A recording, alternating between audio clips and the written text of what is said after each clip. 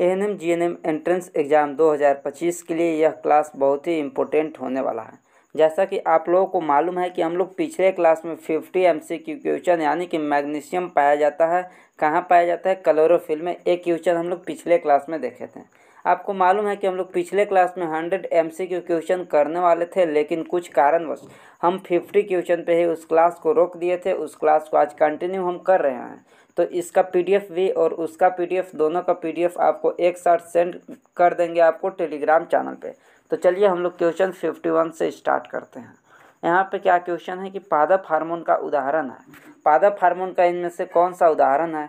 Pepsin, adrenal, auxin या फिर testosterone कौन है जो कि पादप हार्मोन का उदाहरण है?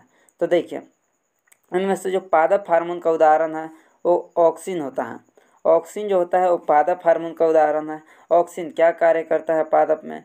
तो वृद्धि और विकास का कार्य करता है। वृद्धि और विकास का कार्य करता है ऑक्सिन। इसके अलावा पेप्सिन हो गया, एड्रेनलिन, टेस्टोस्टेरोन, ये सब मानव में पाया जाता है। पादप हार्मोन नहीं बल्कि ये सब जंतु हार्मोन है। अगला यहाँ पे क्वेश्चन आता है कि सामान्य दृष्टि के वयस्क के लिए स्पष्ट दर्शन की न्यूनतम दूरी होती है। सामान्य दृष्टि के लिए स्पष्ट कितना दूरी होती है न्यूनतम? तो 25 सेंटीमीटर होती है न्यूनतम दूरी। और अधिकतम अगर दूरी बोला जाए, अधिकतम दूरी जो होता है वो अनंत होता है। अनंत होता है अधिकतम दूरी और न्यूनतम दूरी 25 सेंटीमीटर एक सामान्य मानव के लिए। एक सामान्य मानव के लिए बहुत ही इम्पोर्टेंट क्वेश्चन अभी हम आपको जो इस 2 दिन में क्वेश्चंस कराने वाले हैं, लगभग 200 से 300 क्वेश्चन कराने वाले हैं, जो कि बहुत ही इम्पोर्टेंट होने वाला है आपके एग्जाम के लिए। इसके बाद चलते हैं अगला क्वेश्चन पे। अगला क्वेश्चन है कि प्रकृति में ऑक्सीजन का संतुलन कैसे बना रहता है? जो प्रकृति है इसमें ऑक्सीजन का संतुलन कैसे बना होता है? जिसमें CO2 और O2 इन दोनों का संतुलन बना होता है। किस तरह से बनता है बताइए? संयोजन क्रिया द्वारा, प्रकाश संश्लेषण द्वारा, अपघटन द्वारा, या फिर इनमें से कोई नहीं। तो आपको मालूम होगा कि हम लोग क्या निकालते हैं? CO2 को छोड़ते हैं और O2 को ग्रहण करते हैं। और जस्ट इसका उल्टा जो है, इसका जस्ट उल्टा जो है O2 को जो है पेड़ पौधा छोड़ते हैं और CO2 को ग्रहण करते हैं। और ये जो प्रोसेस होता है वो प्रकाश संश्लेषण कहलाता है। पेड़ पौधा अपना भोजन जो बनाते हैं उसमें प्रकाश संश्लेषण उसको बोलते हैं। प्रकाश संश्लेषण के माध्यम से ही पेड़ पौधा O2 को उत्सर्जित करते हैं और CO2 को लेते हैं, जिस कारण से ऑक्सीजन का संतुलन बना रहता है। इसके बाद अगला क्वेश्चन है कि यदि हमारे आहार में आयोडीन की कमी है तो हमें किस प्रकार के रोग के होने की संभावना है? यदि आयोडीन की कमी हो जाता है तो किस प्रकार के रोग होने की संभावना है? ग्वाइटर, गलगंड, घेंघाय या फिर इनमें से सभी? तो देखिए, अगर ये आयोडीन की कमी हो जाता है तो घेंघा रोग हो जाएगा। घेंघा हो जाएगा। आयोडीन अगर कमी होता है तो घेंघा रोग हो जाएगा। इसके बाद अगला क्वेश्चन है यहाँ पे कि ऑक्सिन है। ऑक्सिन क्या है यहाँ पे? तो ऑक्सिन एक पादप हार्मोन है, वसा है, एंजाइम है या कार्बोहाइड्रेट है? तो अभी हम आपको बताए थे कि ऑक्सिन जो है यह एक हार्मोन है। क्या करता है? वृद्धि और विकास में हेल्प करता है। वृद्धि और विकास में हेल्प करता है। कौन करता है? तो ऑक्सिन हार्मोन। ऑक्सिन हार्मोन कहाँ पे पाया जाता है? तो यह पेड़ पौधों यानी कि यह एक पादप हार्मोन है। पादप हार्मोन है। ऑक्सिन एक पादप हार्मोन है जो कि वृद्धि और विकास के लिए हेल्प करता है। अगला क्वेश्चन पे चलते हैं। तो यहाँ पे अगला क्वेश्चन है कि मनुष्य के वृक्क की रचनात्मक और क्रियात्मक इकाई क्या है? तो इसको बोलते हैं नेफ्रॉन। नेफ्रॉन बोलते हैं। अगर आपको ऑप्शन नेफ्रॉन आता है तो नेफ्रॉन को ही टिक करना है, लेकिन आपको कहीं पे भी ऑप्शन में नेफ्रॉन देखने को नहीं मिलेगा। तो नेफ्रॉन के भी इकाई जो होता है उसको वृक्क नालिका बोलते हैं। आपको लग रहा होगा नेफ्रिडिया ऑप्शन में इससे मिलता जुलता, तो यह गलत हो जाएगा। वृक्क नालिका नेफ्रॉन की भी इकाई होता है। तो इसका जो राइट आंसर हो जाएगा वो वृक्क नालिका। वृक्क नालिका हो जाएगा option number A. Option number A हो जाएगा इसका राइट आंसर। इसके बाद अगला क्वेश्चन पे चलते हैं। तो अगला क्वेश्चन कि मनुष्य के शरीर में सबसे बड़ी ग्रंथि है। मनुष्य के शरीर के सबसे बड़ी ग्रंथि कौन है? ऑप्शन ए है लीवर, अग्नाशय, अंडाशय या फिर एड्रिनल। कौन सा ग्रंथि है जो मनुष्य के शरीर के सबसे बड़ी ग्रंथि है? तो मनुष्य के शरीर के जो बड़ी ग्रंथि है वो लीवर होता है। लीवर। इसके बाद अगला क्वेश्चन है कि निम्नलिखित जीवों में से किस में अलैंगिक जनन मुकुलन द्वारा होता है? लेशमानिया, प्लाज्मोडियम, ईस्ट या अमीबा? किस में होता है बताइए? पिछले क्लास में बताए थे, पिछले क्लास में ही आपको हम बताए थे कि मुकुलन द्वारा किस में होता है, तो ईस्ट में होता है। और एक और आप लोगों को हम बताए थे, बताइए कौन सा हो जाएगा? ईस्ट के अलावा किस में बतलाए थे, बतलाइए जल्दी से। तो जो मुकुलन होता है वो ईस्ट में होता है, और एक और जो होता है वो किस में होता है? जल्दी से आप लोग यहाँ पे कमेंट कीजिए, जल्दी से यहाँ पे कमेंट कीजिए। एक और आप लोगों को हम यहाँ पे बताए थे, जो कि अभी मुझे याद नहीं आ रहा है क्या बताए थे। जल्दी से यहाँ पे आप लोग कमेंट कीजिए कि किस में होता है, कमेंट बताइए। हाँ याद यहाँ पे आया, ईस्ट और एक हाइड्रा बताया था आप लोगों को, ईस्ट और एक हाइड्रा बताया था जिसमें मुकुलन के द्वारा होता है। ईस्ट और एक हाइड्रा हो जाएगा, मुकुलन द्वारा इसमें होता है अलैंगिक जनन। इन दोनों को याद रखना है, दोनों आपको एनसीईआरटी में मिल जाएगा, ईस्ट और हाइड्रा। इसके बाद अगला क्वेश्चन है यहाँ पे कि तंत्रिका तंतु की उत्पत्ति किस प्राथमिक ऊतक द्वारा होता है?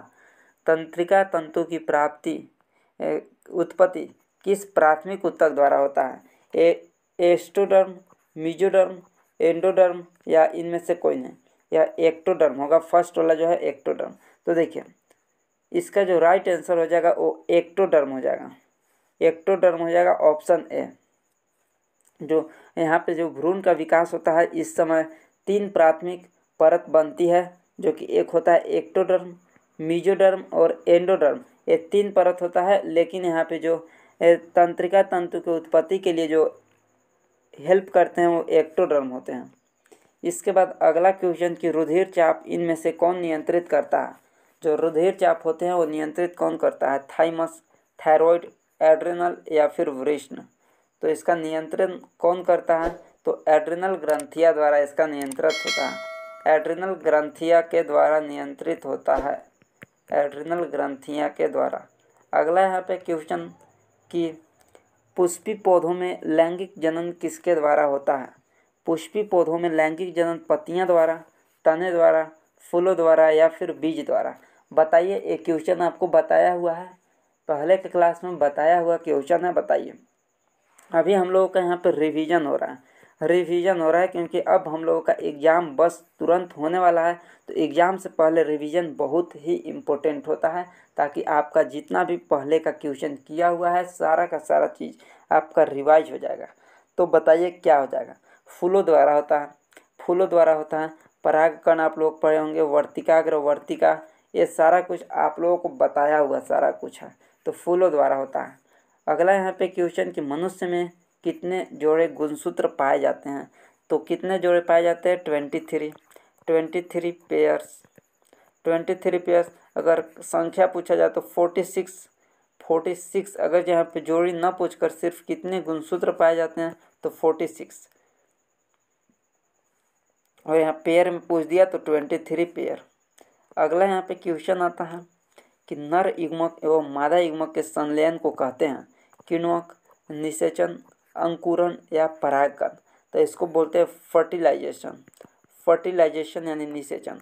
अब यहाँ पे बताइए कि फर्टिलाइजेशन कहाँ पे होता है? तो फैलोपियन ट्यूब में, फैलोपियन ट्यूब में होता है, एम्पुला के पास होता है, फैलोपियन ट्यूब के एम्पुला के पास होता है। अगला यहाँ पे क्वेश्चन कि कुटपाद किस में पाया जाता है? तो कुटपाद आपको मालूम होगा कि जो कुटपाद है वो अमीबा में पाया जाता है, जो कि भोजन ग्रहण करने के लिए हेल्प करता है, अमीबा में पाया जाता है कुटपाद। अगला यहाँ पे क्वेश्चन कि निम्नांकित में से कौन एक लिंगी पादप का उदाहरण है? एक लिंगी पादप का उदाहरण कौन है? सरसों, गुड़हल, पपीता या फिर मटर? एक लिंगी पादप मतलब कि उस जो पादप है उसमें कोई एक ही होंगे, या तो मेल या तो फीमेल। तो बतलाइए कि एक लिंगी पादप का उदाहरण कौन है? एक लिंगी पादप का उदाहरण कौन है? तो पपीता हो जाएगा, पपीता हो जाएगा एक लिंगी पादप का उदाहरण। बाकी मटर, सरसों, गुड़हल ये सब जो है वो उभयलिंगी हैं, जिसमें मेल एंड फीमेल एक ही पौधे के अंदर होते हैं, लेकिन जो पपीता आता है वो एक लिंगी में आएगा। अगला यहाँ पे क्वेश्चन है कि खुला परिसंचरण तंत्र किस में पाया जाता है? खुला परिसंचरण तंत्र किस में पाया जाता है? मनुष्य में, कॉकरोच में, घोड़ा में या फिर ऊँट में? तो खुला परिसंचरण तंत्र किस में होता है?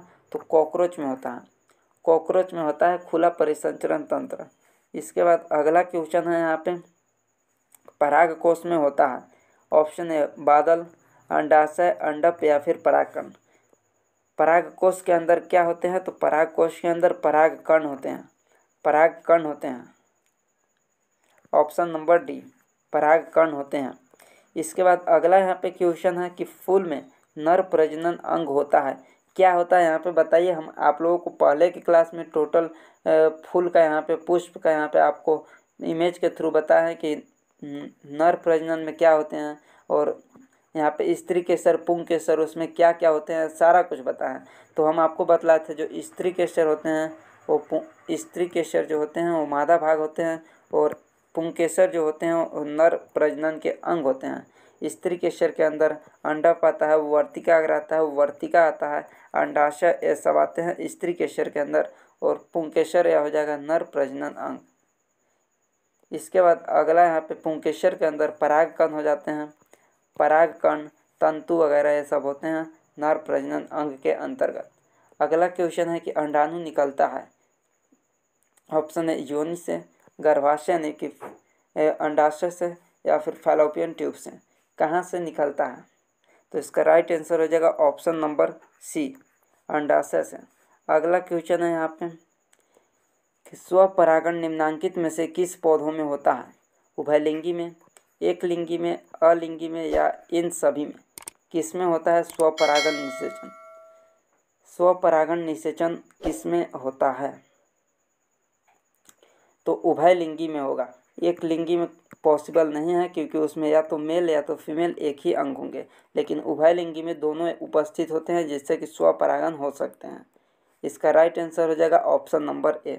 अगला क्वेश्चन है कि मानव में क्रोमोसोम यानी कि गुणसूत्र की संख्या 46, अभी जस्ट बताए थे 23 पेयर्स या 46, ऑप्शन नंबर सी। इसके बाद अगला क्वेश्चन है यहाँ पे कि निम्नलिखित में से कौन सा जंतु उभयलिंगी है? उभयलिंगी जंतु कौन है? मानव, कबूतर, मेढक या केचुआ?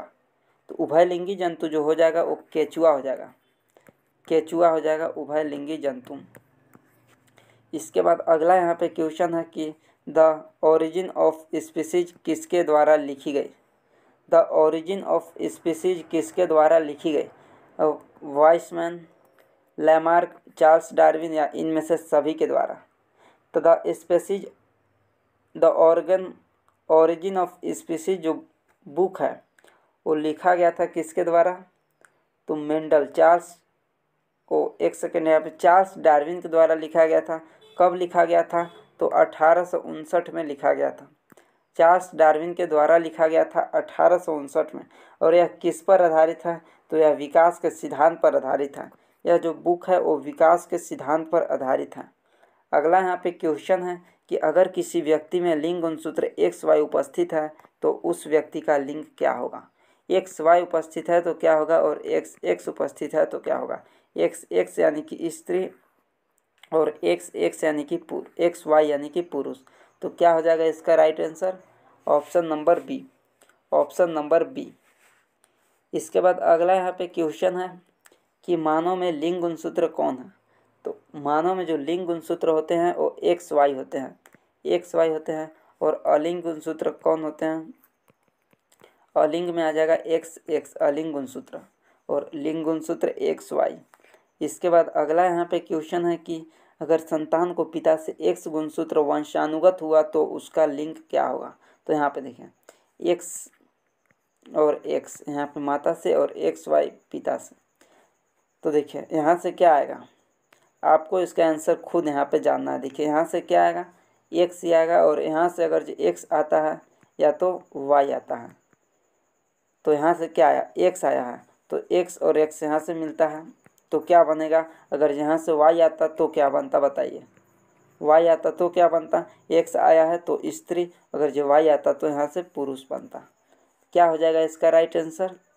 इसका जो राइट आंसर हो जाएगा वो ऑप्शन ए, स्त्री। अगला यहाँ पे क्वेश्चन है कि ऐसा अंग जिनकी संरचना और उत्पत्ति समान है लेकिन कार्य के संपादक में भिन्नता है, वे क्या कहलाते हैं? वे क्या कहलाते हैं? ऐसा अंग जिनकी संरचना और उत्पत्ति समान है लेकिन कार्य अलग अलग होते हैं, वो क्या कहलाते हैं, तो वो समजात अंग कहलाते हैं, होमोलोगस अंग कहलाते हैं समजात अंग। जैसे क्या हो जाएगा समजात अंग में, क्या हो जाएगा, जैसे यहाँ पे मान लीजिए कि मनुष्य का हाथ और कुत्ते का पैर, ये हो जाएंगे समजात अंग, जिनका संरचना भी समान है, उत्पत्ति भी समान, लेकिन कार्य अलग अलग है। और असमजात अंग में इसका जस्ट उल्टा होता है कि संरचना और उसका उत्पत्ति अलग अलग है लेकिन कार्य समान होता है, वो एनालोगस यानी कि असमजात अंग में आते हैं, असमजात अंग में आते हैं। इसके बाद अगला यहाँ पे क्वेश्चन है, अगला क्वेश्चन कि आनुवांशिकता का सिद्धांत किसने प्रतिपादित किया, मेंडल ने, चार्ल्स डार्विन ने, जगदीश चंद्र बोस ने, या इनमें से किसी ने नहीं। किसने प्रतिपादित किया आनुवांशिकता का सिद्धांत, तो आनुवांशिकता का जो सिद्धांत है वो चार्ल्स मेंडल ने यहाँ पे दिए थे, मेंडल ने दिए थे, ऑप्शन ए। इसके बाद अगला क्वेश्चन है यहाँ पे कि संतान का लिंग निर्धारण किस पर निर्भर करता है, माता से प्राप्त गुणसूत्र पे, पिता से प्राप्त गुणसूत्र पे, दोनों से प्राप्त गुणसूत्र पे, या इनमें से कोई नहीं। तो एक्स और वाई जिसमें होता है यानी कि पिता से प्राप्त गुणसूत्र से। इसके बाद अगला यहाँ पे क्वेश्चन है, अगला क्वेश्चन की परिस्थितियों के कारण जीव अपने आप में जो परिवर्तन लाते हैं वो क्या कहलाते हैं। परिस्थितियों के कारण जीव अपने आप में जो परिवर्तन लाते हैं वो अनुकूलन, प्राकृतिक चयन, पुनर्योग या आनुवांशिक उत्परिवर्तन क्या कहलाते हैं, तो अनुकूलन कहलाते हैं, अनुकूलन कहलाते हैं। इसके बाद अगला क्वेश्चन यहाँ पे है, अगला क्वेश्चन कि पक्षी और तितली के पंख कैसा अंग है, पक्षी और तितली का पंख कैसा अंग है, यानी कि देखिए पक्षी और तितली दोनों का कार्य समान है, तो कार्य समान हो गया तो यह तो समजात अंग है। अभी हम बताएं कि कार्य जिसका समान होता है वो समजात अंग, और कार्य अलग अलग होता है लेकिन उत्पत्ति समान होता है वो असमजात अंग। तो इसका कार्य दोनों का उड़ने का काम है पंख का, तो इसका समजात अंग हो जाएगा। इसके बाद अगला यहाँ पे क्वेश्चन है, अगला क्वेश्चन कि डार्विन का सिद्धांत क्या बतलाता है, डार्विन का सिद्धांत क्या बतलाता है, सरल जीवों से जटिल जीवों का निर्माण, लक्षण को पीढ़ी दर पीढ़ी वंशानुगत, पृथ्वी की उत्पत्ति, या इनमें से कोई नहीं। तो डार्विन का सिद्धांत जो है इसे विकास का सिद्धांत भी कहा जाता है, डार्विन के सिद्धांत को विकास का सिद्धांत भी कहा जाता है, और यह बतलाता है सरल जीवों से जटिल जीवों का निर्माण। ऑप्शन नंबर ए हो जाएगा इसका राइट आंसर। इसके बाद अगला यहाँ पे क्वेश्चन है, अगला क्वेश्चन है यहाँ पे कि मनुष्य और गाय के अग्रपाद आपस में क्या है, मनुष्य और गाय के अग्रपाद आपस में क्या है, तो दोनों की यहाँ पे क्या हो जाएगा बताइए। तो देखिए मनुष्य का और गाय के जो अग्रपाद हैं दोनों की संरचना समान है लेकिन कार्य अलग अलग है, तो कार्य अलग अलग है तो असमजात अंग, कार्य अलग अलग है तो असमजात अंग। अगर कार्य समान होता, एक सेकेंड यहाँ पे आप लोगों को हम यहाँ पे क्या बताते हैं, समजात अंग में क्या बताते हैं, एक सेकेंड सॉरी, यहाँ पे देखिए समजात अंग यहाँ पे लिखा है, इसमें बताते हैं कि उत्पत्ति, इसका जो संरचना होता है और उत्पत्ति समान होता है लेकिन कार्य अलग अलग होता है, उसको समजात अंग बोले थे। तो यहाँ पे कार्य अलग अलग दोनों का है तो यह समजात अंग हो जाएगा। आपको यहाँ पे बस एक चीज़ ध्यान देना है कि अगर जो कार्य समान है, कार्य और उत्पत्ति, एक सेकेंड देखें यहाँ पे, कार्य अगर जो समान है तो क्या होगा और कार्य अलग अलग है तो क्या होगा, कार्य अलग अलग। ये क्वेश्चन जो है यहाँ से कंफ्यूज करने वाला था। अगर जो कार्य समान है तो असमजात अंग, कार्य समान है लेकिन उत्पत्ति और संरचना जो होते हैं वो अलग अलग होते हैं तो उसको असमजात अंग बोलते हैं, और कार्य अलग अलग होता है और उत्पत्ति और संरचना एक जैसा होता है तो उसको समजात अंग बोलते हैं। तो यहाँ पे इसका कार्य अलग अलग है तो यह समजात अंग हो जाएगा। इसके बाद अगला यहाँ पे क्वेश्चन है कि वस्तु से छोटा और आभासी प्रतिबिंब इनमें से किस दर्पण में होता है, तो वस्तु से छोटा और आभासी प्रतिबिंब किस में होता है, तो वस्तु से छोटा प्रतिबिंब उत्तल में अगर हमेशा बोलता है कि वस्तु से छोटा प्रतिबिंब हमेशा किस में बनता है, तो उत्तल दर्पण में, लेकिन हमेशा यहाँ पे नहीं दिया है, तो अवतल में भी बनता है छोटा प्रतिबिंब। अवतल में भी छोटा प्रतिबिंब बनता है, उत्तल में भी बनता है। तो ऑप्शन नंबर सी, ए और बी दोनों, ए और बी दोनों। लेकिन एक सेकंड यहाँ पे देखें, ए में तो समतल दिया है, जो कि समतल में हमेशा बराबर प्रतिबिंब बनता है, यह नहीं होगा। बी में दिया है और डी में दिया है, यानी कि बी और डी दोनों, बी और डी दोनों, बी और यहाँ पे डी दोनों। अगर ये बी और डी दोनों नहीं, तो यहाँ पे क्वेश्चन में फिर अपडेट करना होगा, क्वेश्चन को चेंज करना होगा कि वस्तु से हमेशा छोटा प्रतिबिंब किस में बनता है। इसके बाद चलते हैं अगला क्वेश्चन पे। अगला क्वेश्चन कि किसी माध्यम से अपवर्तनांक का मान होता है, तो किसी माध्यम का अपवर्तनांक का जो मान होता है वो sine I upon sine R, sine I upon sine R, जो कि स्नेल का नियम आपको मालूम होगा, स्नेल का नियम आपको यहाँ पे मालूम होगा। इसके बाद अगला यहाँ पे क्वेश्चन है कि एक गोलीय दर्पण की वक्रता त्रिज्या 40 सेंटीमीटर है, तो इसकी फोकस दूरी क्या होगी, इसकी फोकस दूरी क्या होगी। फोकस दूरी जो होता है वो वक्रता त्रिज्या की आधी होती है। बहुत ही इम्पोर्टेंट क्वेश्चन है यह। जो फोकस दूरी होती है वो वक्रता त्रिज्या की आधी होती है, तो फोकस दूरी बराबर हो जाएगा r/2 यानी 40/2, यानी कि इसका 20 सेंटीमीटर, 20 सेंटीमीटर। इसके बाद अगला क्वेश्चन है कि श्वेत प्रकाश जब प्रिज्म से होकर गुजरती है तो लाल रंग का प्रकाश का विचलन होता है। लाल रंग का प्रकाश का जो विचलन है वो सबसे कम होता है, यहाँ पे आप स्क्रीन पे देख सकते हैं, और सबसे ज़्यादा जो है वो बैगनी रंग का विचलन नीचे आप देख सकते हैं, तो सबसे कम होता है। ऑप्शन नंबर ए जो है वो लाल रंग का विचलन सबसे कम होता है, यहाँ पे आप देख सकते हैं। इसको अगर जूम किया जाए तो यहाँ पे जूम करके दिखाते हैं फिगर को हल्का सा आप लोगों को। यहाँ पे देखें, यह एक प्रिज्म है, यह यहाँ पे एक प्रिज्म है। यहाँ पे देखिए लाल है सबसे ऊपर, नारंगी है, पीला, हरा, नीला, जामुनी और बैगनी। सबसे ज़्यादा झुकाव किसका है, तो यहाँ पे बैगनी रंग का है, आप यहाँ पे देख सकते हैं। सबसे ज़्यादा यहाँ से झुका हुआ है बैगनी रंग, सबसे कम झुका हुआ है लाल रंग। तो इसका राइट आंसर क्या हो जाएगा, ऑप्शन नंबर ए सबसे कम। इसके बाद अगला क्वेश्चन है कि उत्तल दर्पण में किस प्रकार का प्रतिबिंब बनता है। उत्तल दर्पण में किस प्रकार का प्रतिबिंब बनता है, तो आभासी प्रतिबिंब हमेशा बनता है, हमेशा आभासी बनता है।